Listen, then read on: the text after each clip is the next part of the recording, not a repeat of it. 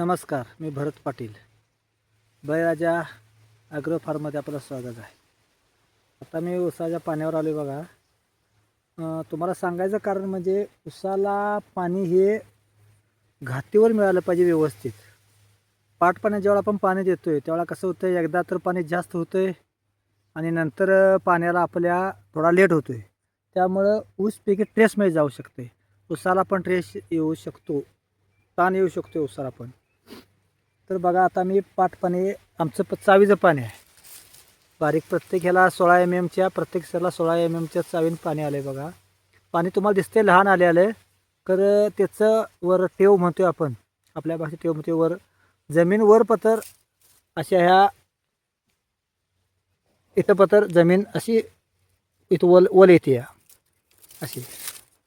तर बघा आता माझी हे बेने प्लॉट आहे आमच्या रोपवाटिकेचा. 4x1.5 लागण आहे. आपल्याला 6 4 1.5 6 ऊस जगलं पाहिजेत. तर बघा ह्या ऊसात 1 2 3 4 5 6 7 ऊस आहेत. ह्या बेटात बघा 1 2 3 4 5 6 7 इथं 7 आहेत. 1 2 3 4 5 6 7 8. या बेटात बघा 1 2 3 4 5, कुठल्यात 5 6 7 8, सरासरी आपल्याला 6 ऊस पाहिजेत. सांगायचं एवढं कारण आहे की ह्या आता ऊसाला बघा मी कायम देतोय. आता उष्णता जास्त असल्यामुळं मी 6व्या दिवशी पाणी देतोय. आमचं साधारण जमीन अशी एक पाकी आहे, त्यामुळं पाणी जर मोटर बंद केली तर ताबडतोब पाणी जमिनीत आटून जातं आहे आणि वापसा कंडिशन लगेच जमीन येते. म्हणून पाणी आपण ज्या त्या म्हणजे ठिबकसारखं लवकर आणि पाणी आटलं पाहिजे. पाण्याची पाळी लवकर जरा घेऊन आम्ही जरा लवकर देतोय पाणी. बघा तुम्हाला कुठेही उसाला ट्रेस दिसणार नाही. उसाची वाढ उत्तम चालू आहे. 3.5 महिन्याचा प्लॉट आहे. हे बघा आज 5 महिने 1 दिवसाचा एक खोडवा आहे. तर या उसाची वाढ सांगतो तुम्हाला. तर कसं असतंय, लागण जर असेल तर पहिले 3 महिने उसाला पेरं फुटत नाहीत. 3 महिन्यापासून पुढं महिन्याला 3 पेरं, 2.5 पेरं 3 पेरं असं महिन्याला 3 पेरं, ज्याचं नियोजन चालायचं महिन्याला 3 पेरं उसाचे तयार होतात.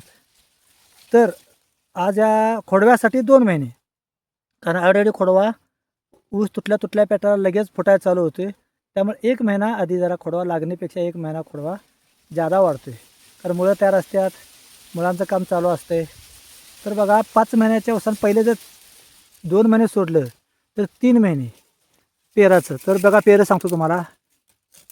1 2 3 4 5 6 7 8 9 10.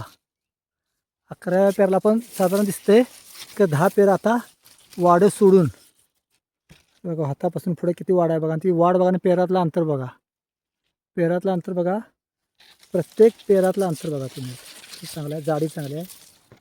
तर हे नियोजन परफेक्ट असलेल्यामुळं त्याची महिन्याला 3 पेरं, साधारण 3 पेरापेक्षा जास्त म्हणा, 3 पेरापर्यंत सरासरी वाढ ही झालेली आहे. आणि याला खता डोस म्हणला तर बेसल डोस पहिल्यांदा मी पारीने खतं मारून एक दिलेला आहे. दुसरा नत्रा डोस जे आहे, 2 डोस नत्रा करायला लागतात. त्यात मी काय केलं, जीवामृत सोडलं मध्ये एक वेळा आणि परत 2.5-3 महिन्यांनी परत दुसऱ्या साईडनं परत पारीने खतं दिली. त्याच्यामुळे नत्रा डोस माझा झालाच नाही. आत्ता परत आज पाणी लावले. आता आज पण जीवामृत सोडायचं प्लॅन आहे. 2 वेळा सोडलं, 3रा वेळा सोडणार आहे. कारण काय झालं आहे, आता जर नत्र मी टाकलं किंवा पोट्यास दिलं नत्र, आता जाडी भरपूर आहे, तर ऊस माझा पडून खराब होण्याची शंका मला वाटायला लागली आहे. 10-11 पेरावर ऊस आहे. आपल्याला वादळ जास्त असते, पाऊस जास्त असते. तर मी जरा थोडासा ऊसाला हे ठेवणार आहे, उभा ठेवणार आहे. म्हणून आज फक्त जीवामृत मग थोडं वाढ पण होईल आणि जमिनीची पोत पण चांगला राहील. म्हणून जीवामृताच्या डोसाला मी खता डोस आजपासून बंदच करणार आहे आता, खता डोस. तर ऊसाची वाढ कशी काय कमी तुम्ही सांगा मला. धन्यवाद. अशाच नवनवीन प्रात्यक्षिक व्हिडिओसाठी सबस्क्राईब आणि लाईक करा विसरू नका.